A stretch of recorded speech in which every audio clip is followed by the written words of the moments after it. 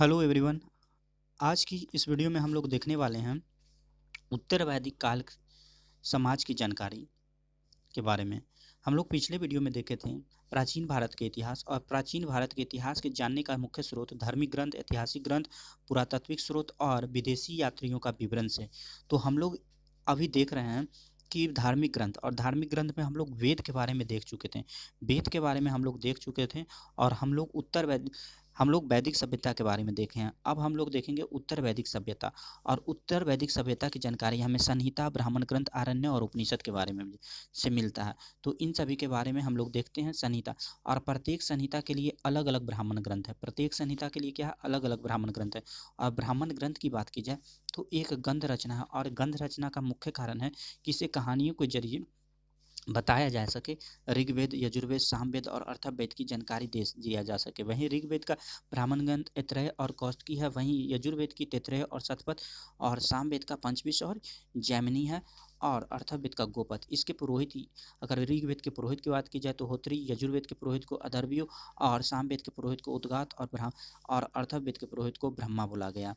वहीं कहा गया कि ब्राह्मण ग्रंथ में परीक्षित के बाद के और बिंबिसार के पूर्व के बारे में जानकारी मिलती है। यानी कि परीक्षित हैं जो कुरुओं के राजा थे। कुरुओं मतलब पांडव के वंश से संबंधित हैं, और इनसे पूर्व की घटना, इनके बाद की घटना है। और बिंदुसार के पूर्व की, यानी कि बिंदुसार की हमें बिंबिसार का कहाँ मिलता है, तो बौद्धिक ग्रंथों में जानकारी मिलता है। अगर बात की जाए ऐत्रेय ब्राह्मण ग्रंथ, तो ऐत्रेय ब्राह्मण ग्रंथ ऐत्रेय और कौशिकी ऋग्वेद की ब्राह्मण ग्रंथ है। ऐत्रेय से क्या बोलता है, राज्याभिषेक के नियम। ऐत्रेय में राज्याभिषेक का नियम मिलता है और प्राचीन राजाओं का नाम मिलता है। वहीं आरण्यक की बात की जाए तो आरण्यक की बात करते हैं हम लोग, तो आरण्य का शाब्दिक अर्थ होता है जंगल। जंगल से संबंधित है आरण्य। आरण्य में किसकी बात की गई, आत्मा, परमात्मा, जन्म, मृत्यु, पुनर्जन्म, ज्ञान और कर्म मार्ग की बात आरण्यक में कहा गया। वहीं उपनिषद की बात की जाए तो उपनिषदों की संख्या 108 है। उपनिषदों की संख्या 108 है, और उपनिषद का शाब्दिक अर्थ होता है विद्या से है। उपनिषद, मूलभूत उपनिषद 13 है, और उपनिषद को वेदांत भी कहा जाता है। उपनिषद को वेदांत भी कहा जाता है।